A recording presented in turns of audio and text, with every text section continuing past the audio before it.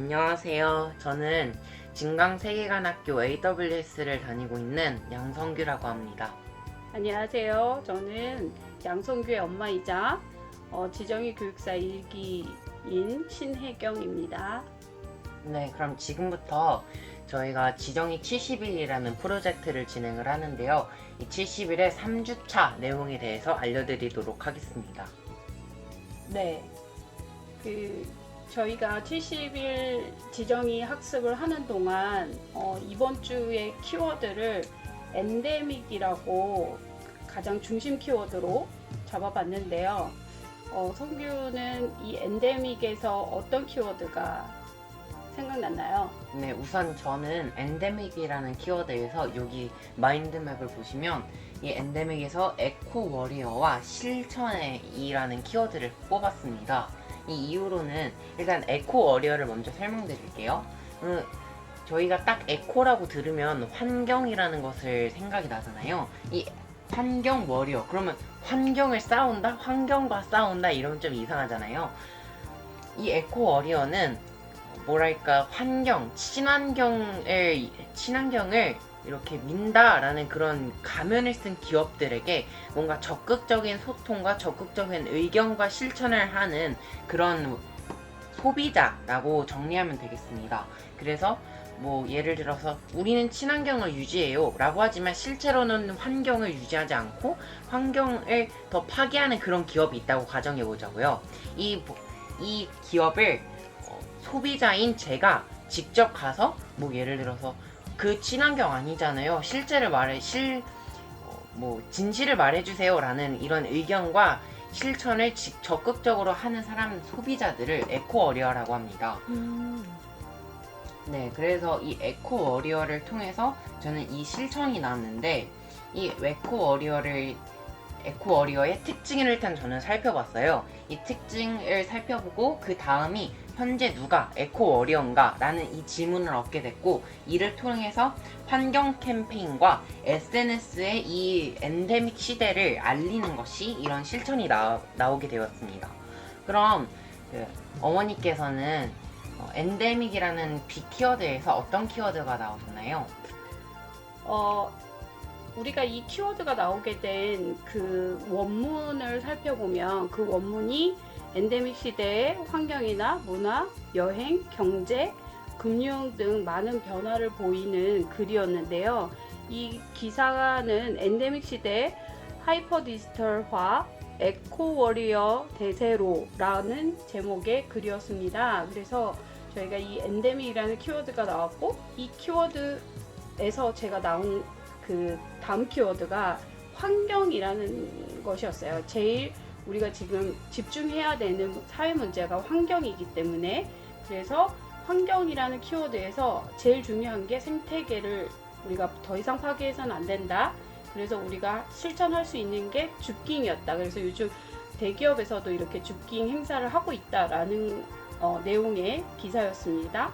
근데 이제 여기서 성규가 이런 질문을 했어요. 이 환경이라는 것이 생태적인 환경만 있냐, 아니면 사회적인 환경이나 정신적인 환경도 포함시키냐라고 해서, 그럼 사회 환경은 무엇일까라고 했을 때 뭐라고 대답하셨죠?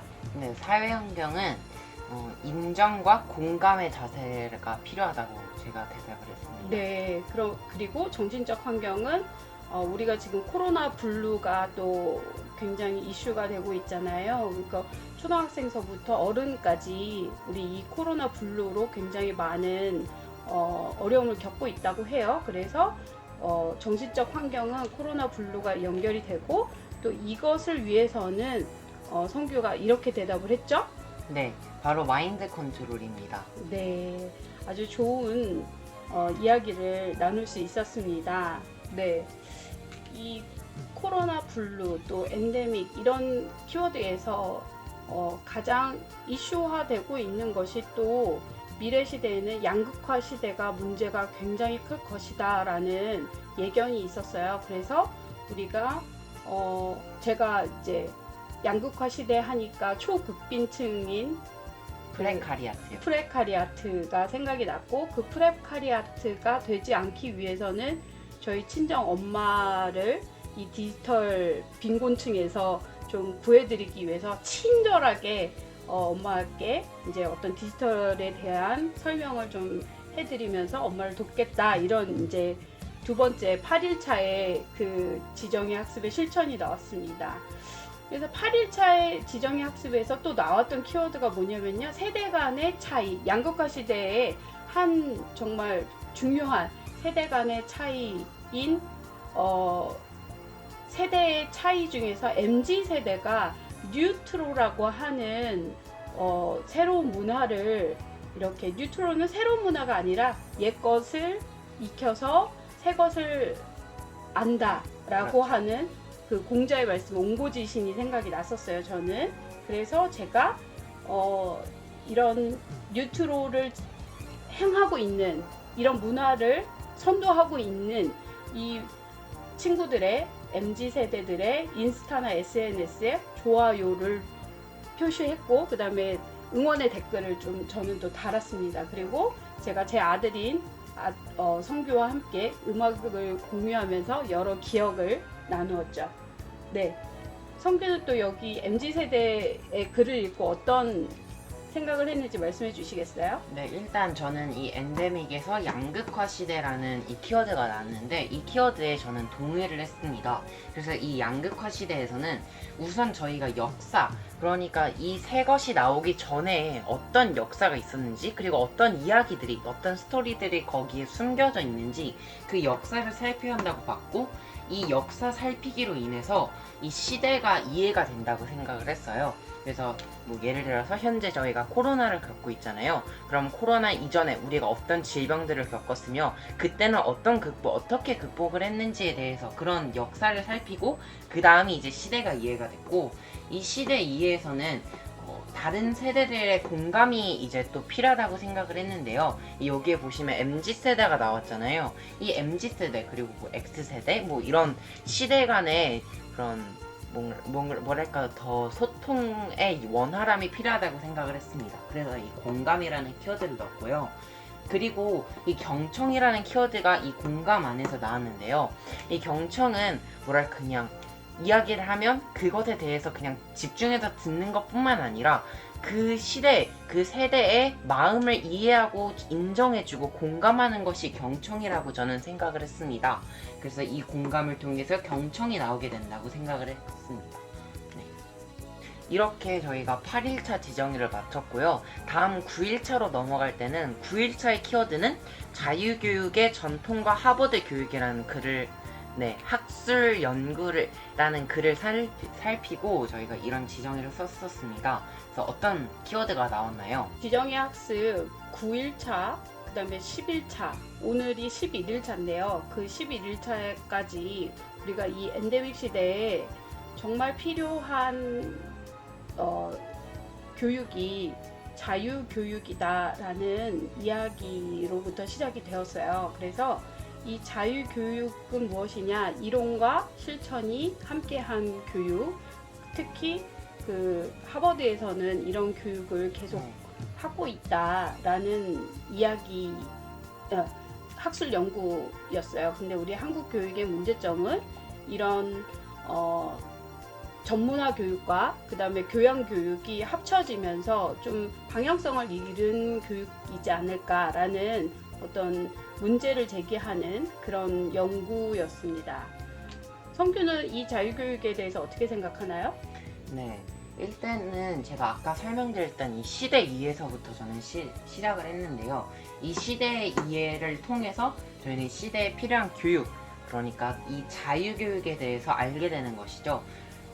충분한 시대 이해가 되었을 때 정말 우리 시대, 우리가 살고 있는 이 현재 시대에 필요한 교육이 무엇인지 알게 되고, 이 교육이 바로 자유교육이고, 이 자유교육을 위한 훈련이 바로 미래저널과 지정의 학습입니다. 이 미래저널을 설명드리자면, 오늘 내가 겪었던 일들 중에 감사한 점, 그리고 또 나는 누구인가 등등의 질문에 답하는 그런 저널이라고 설명드릴 수 있겠고요.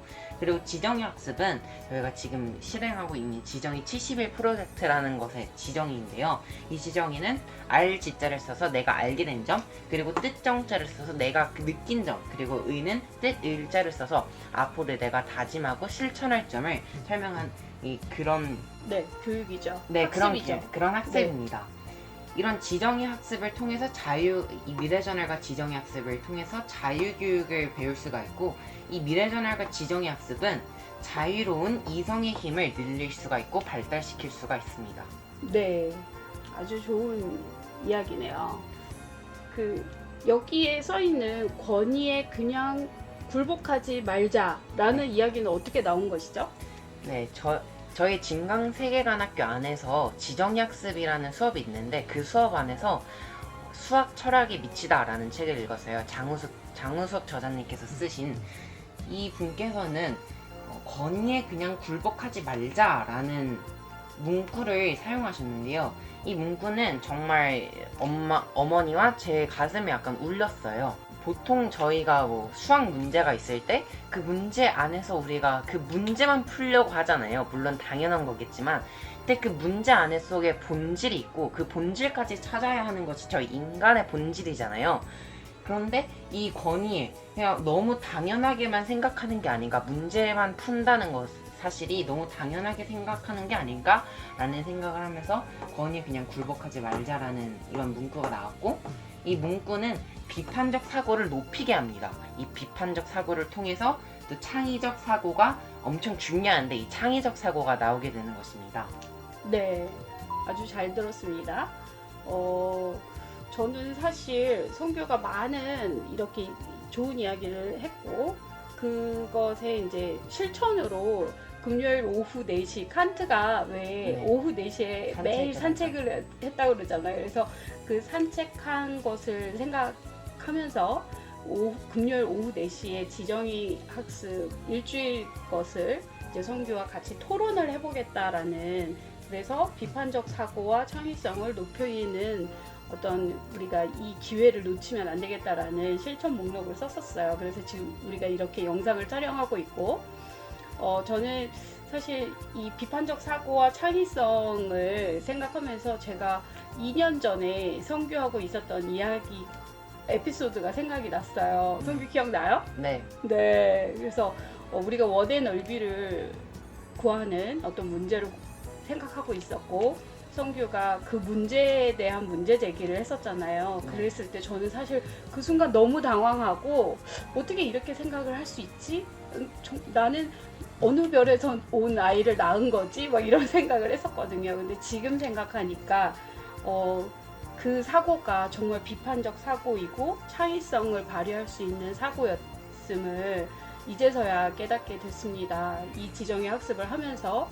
그리고 성규가 이 비판적 사고와 창의적 사고를 계속 키워질 수 있도록 이 시간이 계속되었으면 좋겠습니다. 네, 감사합니다. 네, 감사합니다. 네. 그리고 그 2년 전 에피소드 영상은 곧 출시될 예정이니까 많이 기대해 주세요. 네, 감사합니다. 감사합니다.